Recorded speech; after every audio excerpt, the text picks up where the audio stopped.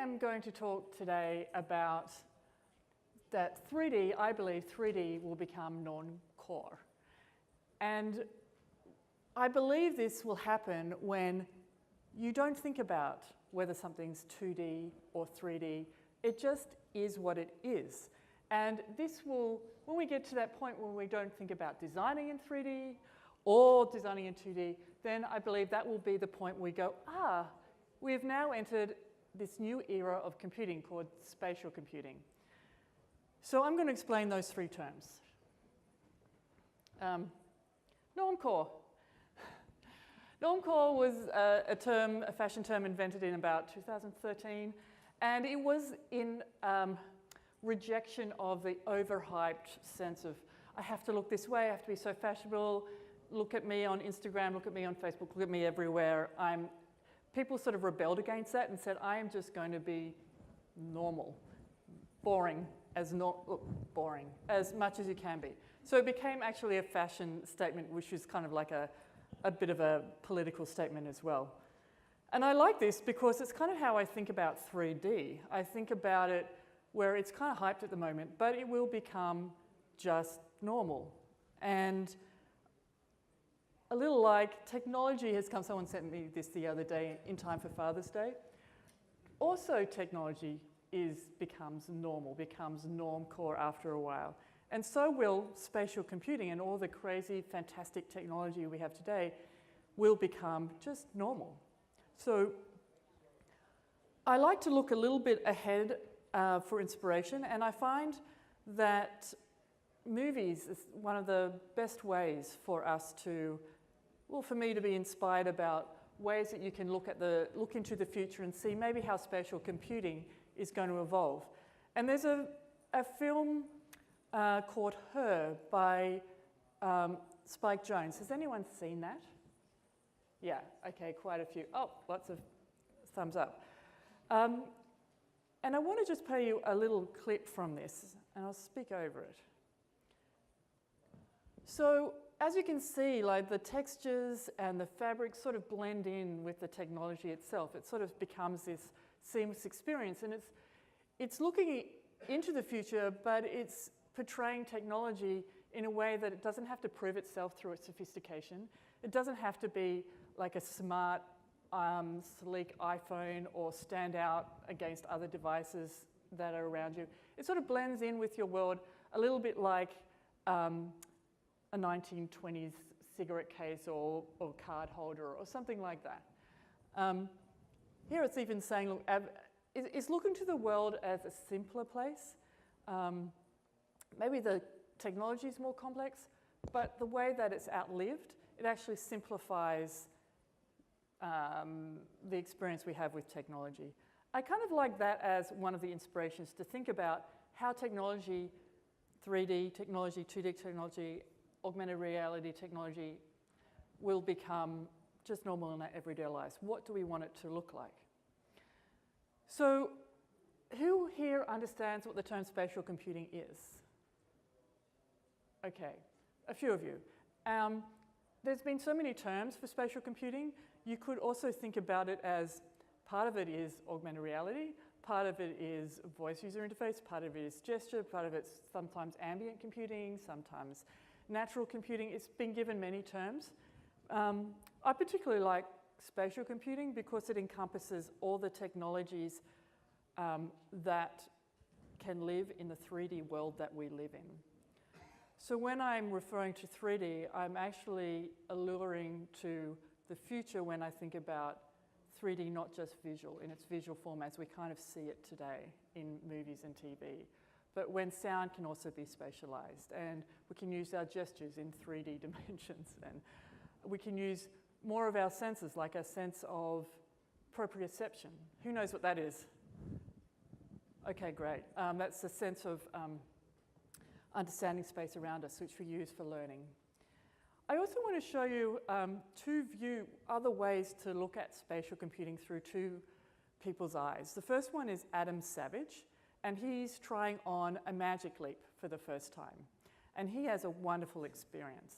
And then I'll explain the next one after this.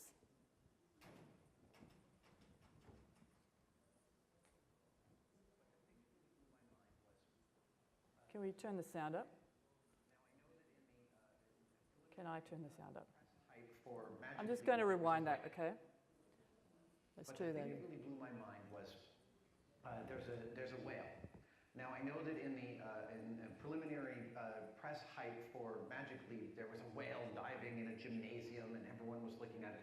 The whale from the Magic Leap that you can look at doesn't look quite the same. But the experience I had was really transformative because I turned it on and I could hear the whale, but I couldn't see it. And I'm looking around my office for it, and then it swims by my windows on the outside of my building. So the glasses scanned my room. It knew that my windows were portals, and it rendered the whale as if it was swimming down my street. I actually got choked up because I haven't had such an intense experience of that bifurcation of knowing that something is fake and yet it feels so real. And that personally feels to me like the future. And the possibilities in this of telephony, remote communication, collaboration get me really, really, really excited. So I also get really, really, really excited about the possibilities of creative collaboration and telephony and collaboration. So I want to show you another perspective, and this is by Kenji Matsuda, who is known for his films. Kenji, I haven't met you in person. Hi. Sorry, I just had a moment there. Hi, I'm just about to talk about you. Maybe you want to come on stage. Awesome. Okay. So, now I'm a little self-conscious. So, Kenji said, looking at this, you described the future a little bit like when Frodo puts on the One Ring. And the One Ring takes Frodo not out of the world, but it gets him to see the world with a different perspective, has a different view on what he's seeing. And I found this concept really interesting when I think about the history of computing, because there's a scary aspect to this, right? If there's one ring that can control the way you perceive the world, who is going to own that? We're kind of with spatial computing at the early stages. It's kind of like AOL of the internet, desktop internet, that made way for Google. And, you know, we've got Facebook and WeChat, that's the mobile internet or mobile. And now we're heading into another third platform, computing platform. And who will own the ring for that, or should they not? And these questions are being debated constantly in our communities, and I would encourage you all to join the debates because we need more people. There's not enough focus on this right now. So, moving on to me. So, I'm Silka Miesnieks, head of emerging design at Adobe, and I've been working in augmented reality for about 10 years now. I co-founded a startup called Deco, and the goal there was to try to create the operating system for the world. No small vision. And now I'm gone through working at several other companies, all in the same sort of vein. My personal love is how do we communicate better in the future? And I'll talk more about that later. I am an extrovert, if you hadn't realized. So I love feedback. So as I go into the rest of the talk, and I'm going to talk about 3 trends that I'm seeing, I would love some feedback from you guys. And this could be if something rings true, or you sound excited, or even if you want to share the excitement, just do this. This is what my kids do. Do this, let's practice. Yay! So, yeah, I get that. I like that. Or I'm going to think about that. It's inspiring. And then, if you're really quiet, I'll move on to the next thing. I also want to just ask you questions as we go. Is that okay? Can I get some? That's okay. Great. So that's me in my real state, and that's my brother in case you thought it was just me. It's actually the whole family. He works in this space too, and my kids, who I've trained well to be just as crazy. Okay, so the three things I'm going to talk about first are the three trends I'm seeing is 3D in real life and how it amplifies creativity and connection. Second trend is how 2D and 3D are converging and it requires new tools. And the third thing I'm going to talk about is emerging roles. They are going to shape our future. So, the 3D in our real world, 3D in real life, I think has three main purposes. One is it amplifies creativity, like I said, but it also creates a whole new type of connection that we can have with each other. And that new type of connection, and I'll talk more about this later, will be better than the last if we design it well, because it can be more real, more like it is in real life, which is the best form of communication, is actually being here together. And that's why you guys are here right now, not watching me over video. And the third thing is productivity. So let's have a look at first how it can amplify creativity. It is so fun. And last week, I went to New York and saw Bjork's concert.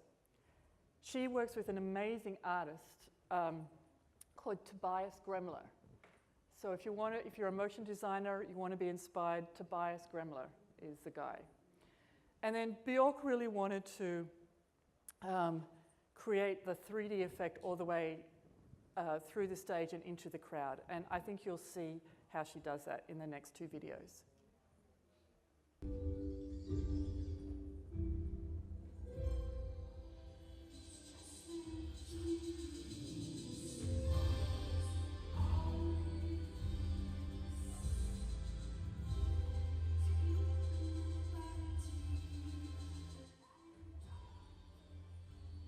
Okay, I should go to the next one.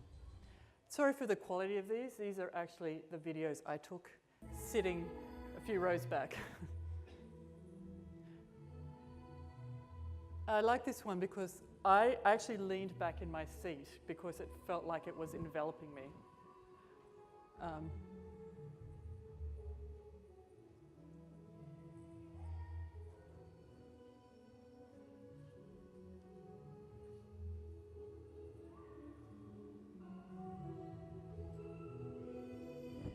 Any of these? Yeah. Okay, so the next, moving on, another way we're seeing 3D enter our world is through avatars. And this is little Michaela. She's got 1.5 million followers on Instagram. She's an invention of an advertising company called Brood.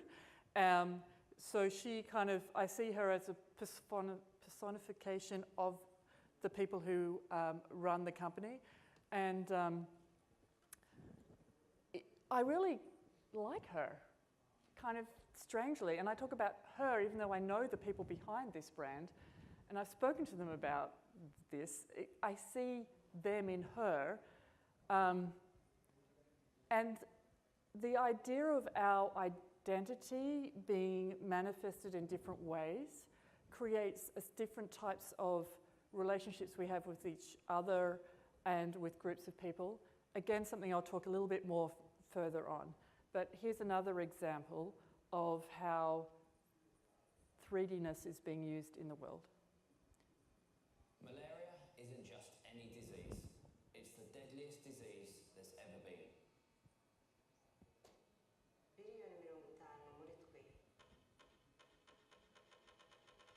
وما زالت تقتل طفلا كل دقيقتين. We're using AI to do what we call visual synthesis. It's actually the same thing as you would do in a Hollywood studio. We use the video to build a 3D model, and we can then reanimate that so you can change the language or even rewrite the script of a film. I think machine learning and AI is going to be a very important part of solving the world's health problems. What we're doing, I think, helps spread this message in a much more effectful way than without using technology like ours. I thought that was interesting that they're using spatial technologies to make something fake look more real, which is really visual effects or visual effects for the real world. I mean, that's a large part of the fun that comes into it. I mean, this is being used for a great purpose.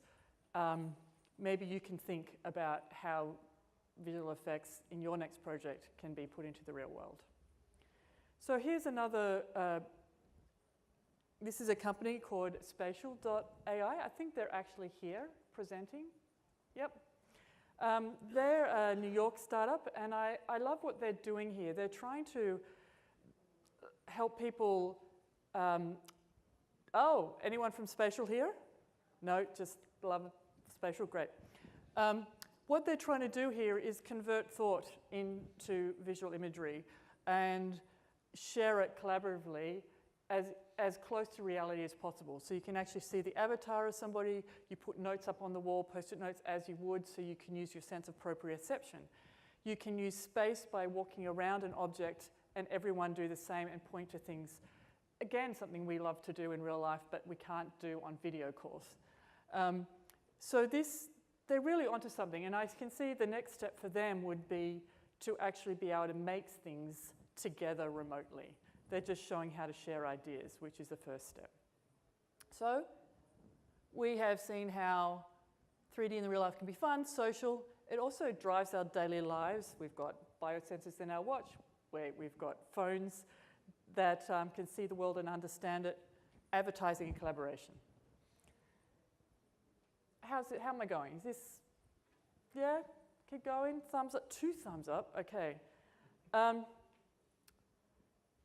So what does this all mean? I mean, this is a lot to take in. There's a lot to design. And I want to talk a little bit about how I started thinking about this, and at Adobe, I created a team called Sensory Design Team to try to understand our role as designers moving forward. And this is a diagram that is taken from somebody actually who works at Facebook, Margaret Stewart, who kind of illustrated this. She's saying designers, and you could even say engineers as well, but you wouldn't put pixels, you put something else, you know, DOS, I don't know, code. But you're moving from pixels to perception.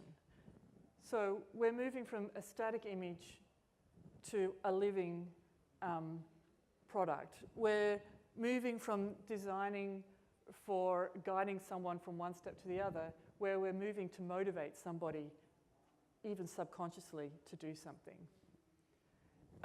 We're moving from just a few people who might see it to whole worlds that might see it, that can stretch and grow beyond even the tool that we create. So our responsibilities have, as engineers, designers, everyone involved in building a product in the tech industry, has exponentially grown in the responsibility and also exponentially grown in the number of people we reach and how much it affects our everyday personal lives. And I will talk more about that again later. I want to talk about a study that we did. So I said, we realize there's spatial computing, but how do we design for it? We have material design guidelines for designing mobile. We've got other guidelines for designing everything else, but not spatial computing. So to put it quite bluntly, we decided to chunk it right down and pick little projects to start to understand how should we be designing for the future. The first project that we had, we called it the closeness study. And we realized that while the mobile platform has brought us a lot closer together, there's also been ways that it's really created new forms of isolation that seriously we should have known about and be preventing. So with that hindsight, how are we going to prevent isolation and build relationships using spatial computing, which is going to be far more personal, understand us far more deeply? So our goal is to try to see how we can not make communication suck in the future. So what we did is we got some couples. We could have gone from people who didn't know each other very well. We decided to go to people who know each other really, really well, because there's people who know each other kind of well. We've got lots of social media. There's been lots of research done. But how do we deepen existing relationships? This is something that's kind of been ignored in the social media space. So we got people who knew each other very well, and we realized straight away the situation affects closeness. This was interesting because how do you design a tool to deepen relationships? Well, you try to make sure that they share the same presence. They share a lot of similarities with each other. So, support relational habits. I might go through this quite quickly. How is it? Yeah, keep going. Okay, here we go. So, support relational habits. Physical comfort is, do you feel comfortable where you are? Believe privacy. If you think somebody's listening in, then the conversation goes immediately shallow, from deep to shallow. So this comes down to maybe the tools that you are building. Are you making the person believe that they're not being listened to, that they can trust the tool? Because if all tools are untrustworthy, we're going to have a really bad future ahead of us. Relationships won't get deep, and the world will be a little bit sadder for it. Second, it was really interesting that the content people shared together was important as what they said to each other. And social media is good at like sharing lots of links and sharing content, but it's between lots of people. If there is a tool that helped just people share what they wanted without being distraction, I think, again, that would help with better relationships online. Building tools, I just said that. Building tools without distraction.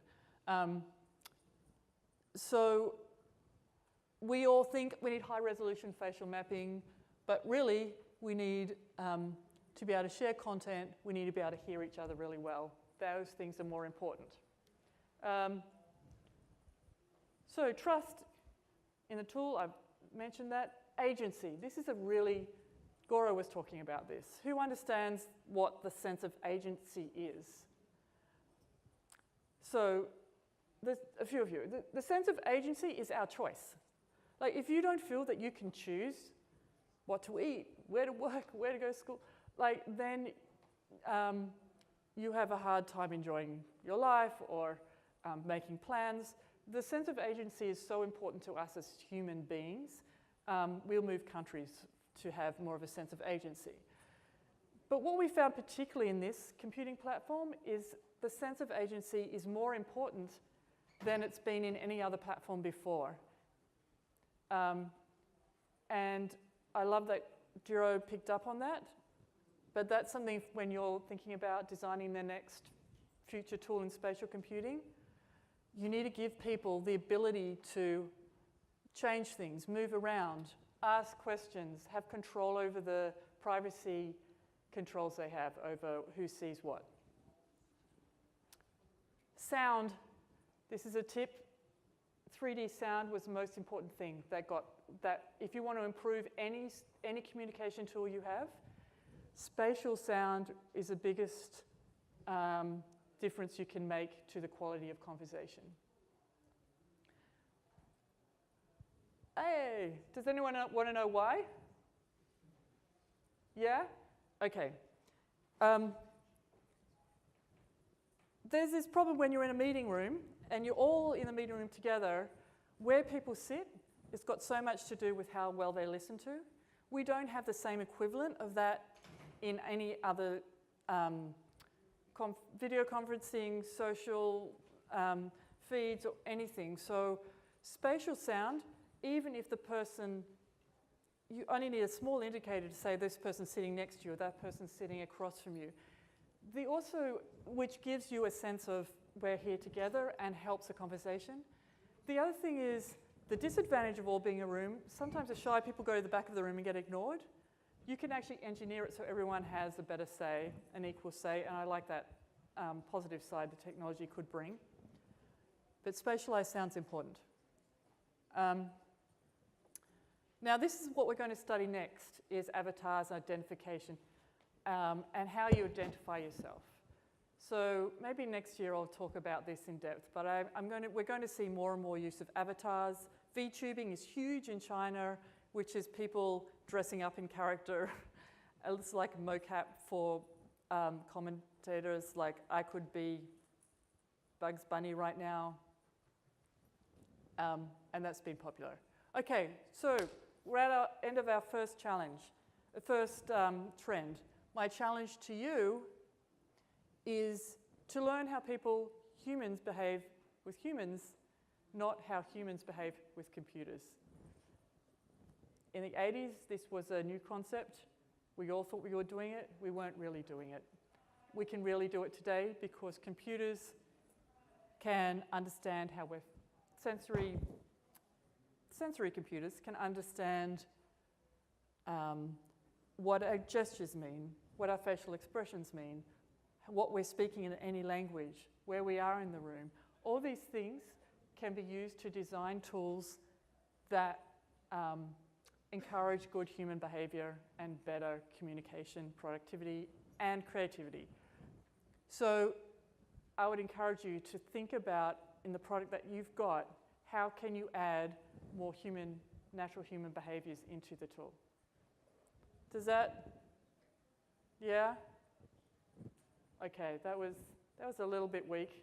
I'm going to try for better next time. Okay, we can see this conversion. Now how much I got, okay, I'm going to speed up a little. So I can see the convergence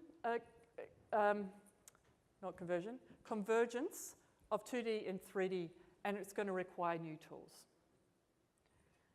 These are the skills 2D designers have and 3D designers have, and these are skills they both have. So I'm seeing a lot of movement in motion design tools as the way to bridge a gap between the two. User research is always been done across fields, but different perspectives. Storyboarding's always been done across fields, and illustration. But they might be ways that you can connect the two groups together as well. I want to show you a tool in my next slide. This is one tool that called Cavalry. It's a product that stands alone, so it's trying to remove the issue of plugins in Maya and all the other tools that you get this very disjointed workflow, which is a real problem in 3D tools today. And also make it as easy and simple for 2D designers to understand and use it, as well as 3D. So they're actually based this on procedural generating animations, which means that you can go back and change anything. That is fundamental to a 2D designer. They can go back and change anything. It's extremely beautiful, very flexible tool. I'd encourage you to try it out.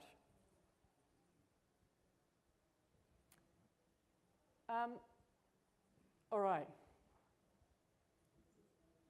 Is anyone here a motion designer? Is anyone here a 2D designer? What about in the game space or in 3D games, architecture? Industrial design, automotive. This is a really good range of people. Thank you for coming. Okay, so let's talk about some of the design challenges. Now we kind of know we need new tools. We also need to know how to design for the future using spatial computing. These are challenges, but they're also opportunities. I find them really exciting. One is contextual. So content, remember the pixel and perception diagram? Well, we're no longer designing the pixel to give to you. It's the most effective, the best designs in spatial computing, in augmented reality, in voice, in all the combinations of technologies that enter into the world will be if the content relates to the environment that it is in, or it even is about the environment that it is in and reflects that. The second thing I find, this is an ongoing debate, what will happen to our devices? So we designed for the phone, we designed for a screen. With spatial computing, what do we design for? We already see, like with voice, it is shifting from our car to our desktop to our mobile, all kind of seamlessly. That's kind of an example of how spatial computing will start to become a bit more ubiquitous. But some people are saying, oh, it's all going to be on the cloud. And some people are saying it's all going to be locked up in an ecosystem. Apple's going to have their ecosystem and Google and whoever else. But I kind of think there's an in-between. I think we'll be designing for devices,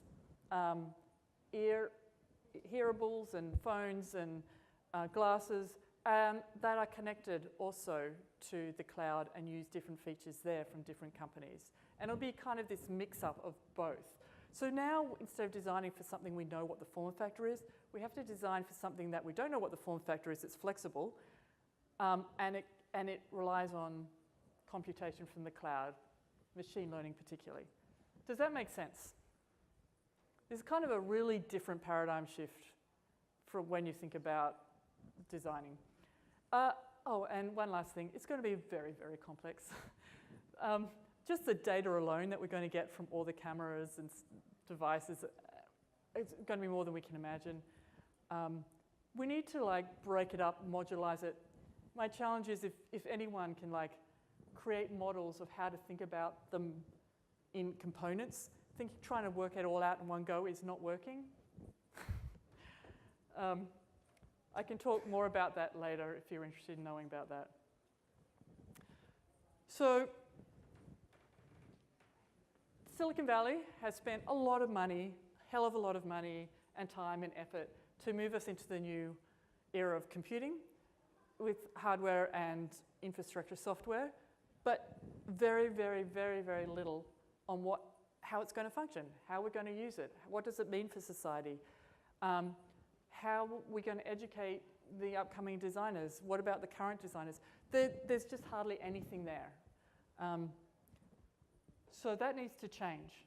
I believe we need to spend just as much effort now is a time to spend on spatial design because we're far enough along with technology today. Okay, that's what I just talked about. Okay.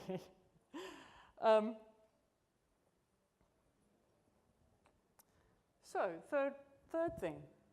I'm doing well for time now. I will slow down again. Does anyone have any questions about so far? Yeah? One, I forgot actually just the name of that tool you're saying was useful. Oh, Cavalry for Maya.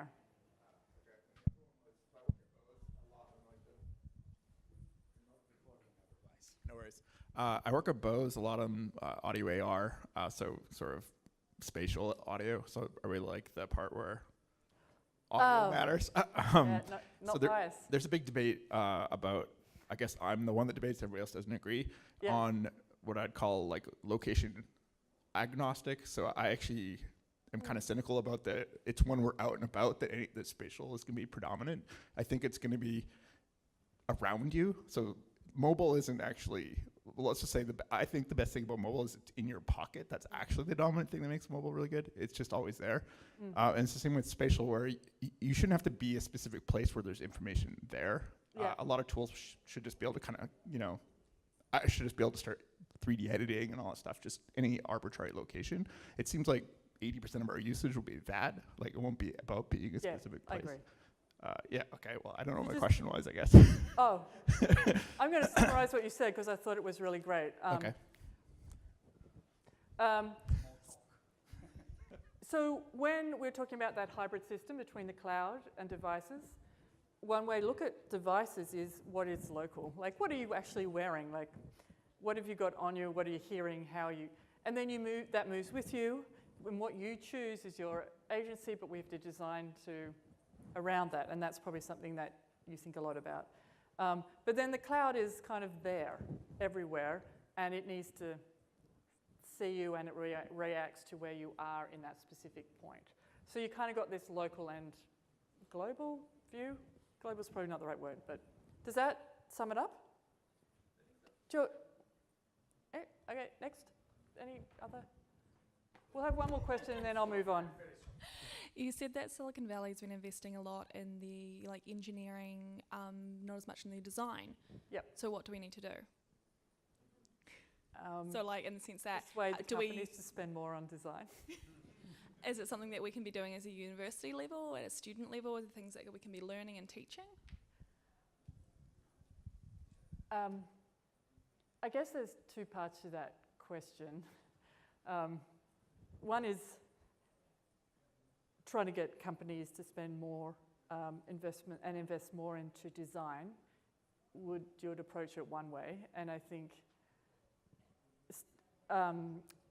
universities are fundamentally important to large companies. I know even at Adobe, the amount of interns that we get and the amount of effort we put into learning from universities is huge.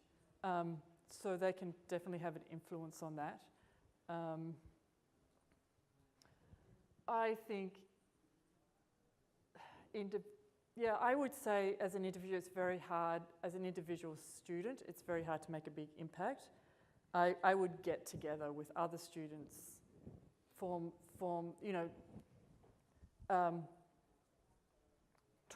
to companies and say, how can we help with this? And come as a group, and that will make a big impression.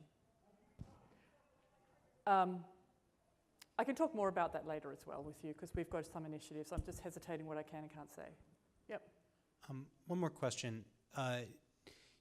It seems to me that oftentimes when new technologies come out, or are developed, I should say, that at first it's this big rush to see what you can do, and then once people start to become familiar with the capabilities, then design becomes the differentiator.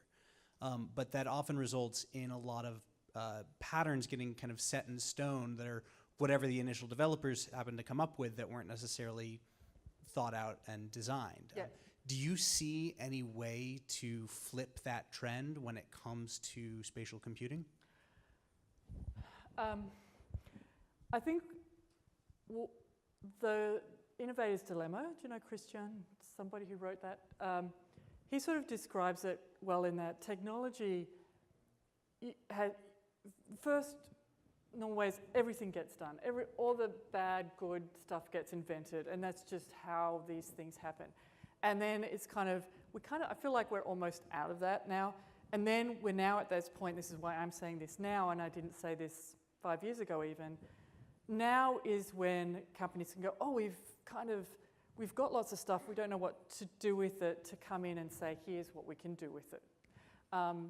I also see it's an opportune time right now is because artificial intelligence and the uproar against all the ethical issues, designers play such a key role. And not, when I say designers, I don't mean just graphic designers, I mean anyone who thinks about problem solving creatively. That now is the time for people to kind of step up and go to the policy table and say, humanity needs this, or we need this design tool. So one thing that I've started is this new design language that I'm opening up to the public to contribute to, and it's I showed you one study we've done. I want to open up future studies for anyone to participate, and then the information comes back and gets spread back out, because this is very fundamental learning in how to a design language gives principles, gives frameworks, and gives eventually patterns, design patterns. Just realised I said an Australian voice. Not patents, not patterns. Yes. People don't know if I'm talking about patents or patents. Okay, that sort of answers your question. I'd like to move on a little bit, because I'm going to touch on some of the things that I just mentioned then.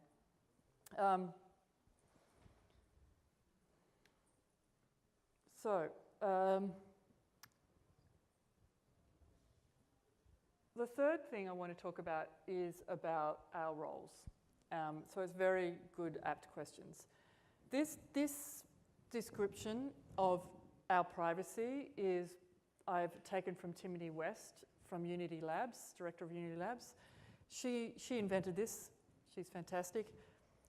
When we think about how do we think about the ethical issues, but also how do we design responsibly, design also so it's enjoyable to use, is that we have these spaces.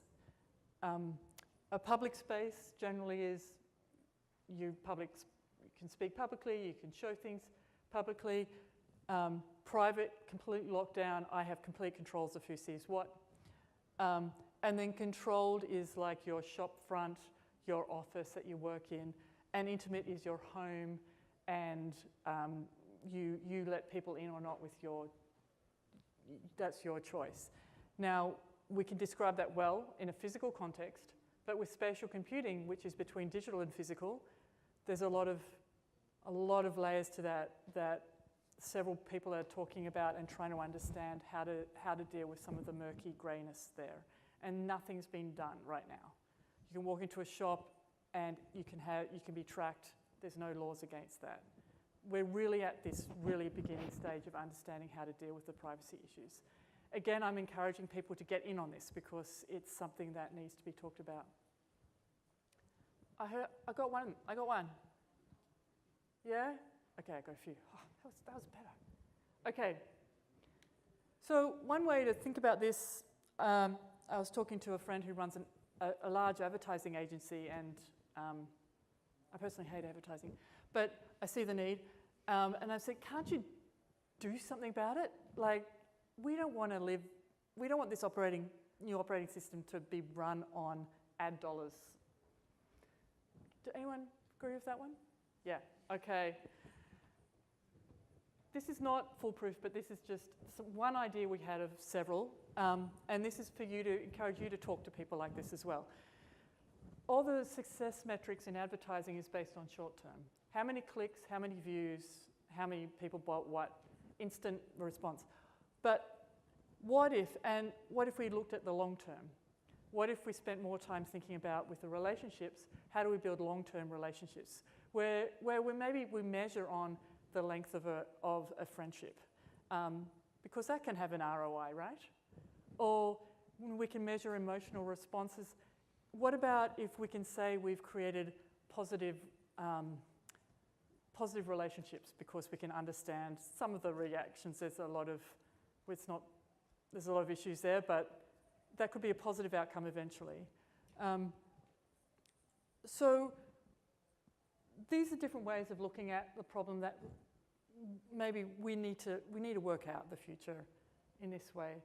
I want to show you a video of a designer that put this video out really to provoke discussion. Hi, I'm Q, the world's first genderless voice assistant. Think of me like Siri or Alexa, but neither male nor female. I'm created for a future where we are no longer defined by gender, but rather how we define ourselves.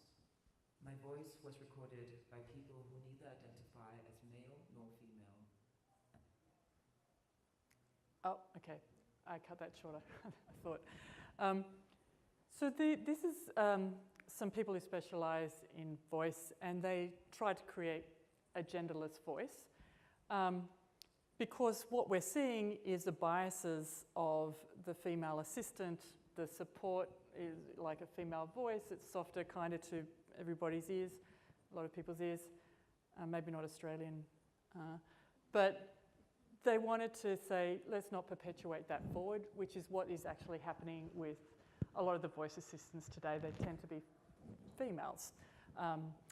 And I really liked the attitude there, and I think that it's got a lot of attention. It was worth doing. So you might think about how, if you have some passion, you can, in how biases could be, good biases move forward and bad biases change for the better. One thing that I've been working with Kenji on is a spatial assembly, which is every 2 weeks we get together and we talk about these issues. And every 2 weeks we get a new host. This morning we had John Lax. I just pronounced his Lax. I just wrote his name down wrong. And I just quoted him from 9 o'clock to 10 o'clock. We had this chat, and we're all avatars, 30 of us standing around talking about the future of spatial computing with John Lax, who's head of VRNA for Facebook. And some of the things he posed was like, the stakes are higher for spatial design than previous web or app design. Why? Spatial design affects more of the human experience than flat screens. So these are sort of conversations I think are really, right now, in this point in history, are good to have so we can then design solutions for them. Yeah? Yeah? Okay. I've got 6 minutes. So I'm going to just, there's not much, I think there's like 3 slides left. I'm just going to put these all up. So you might see yourself as a product designer, you might see yourself as running a business or a product group, or you might be in politics or building the technology you know will become a utility. When I mentor people in these different spaces, they all complain about the other group. I think it's really interesting, and when I speak to people who do a lot of interface design, I say you need to be able to speak the language of business leaders for them to listen and change. You can learn about it, get promoted into this role. If you want to stop designing because you feel passionate about it, then stop designing and move into a leadership role. And if you want to see things change in the policy and privacy space, well then you've got to learn how to speak like a politician. You've got to learn how it all works and you've got to work with it. I think there's a tendency to say people should be doing the other, and you can make a change. You've just got to make sure you're in the area where those decisions are being made to make the change. That's just from many years of mentoring people. That it's kind of a hard lesson, but it's a very valuable lesson. Does that make sense? I got 4 minutes. So the challenge is to speak up and move up. So I've talked about 3 trends, and I've talked about 3 challenges. So the trends are 3D in real life. Learn about human behavior and apply your learnings to a product or design. Second is 2D and 3D will converge and it will require new tools. Create a new design language.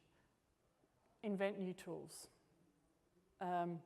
Third one is emerging roles will shape our future.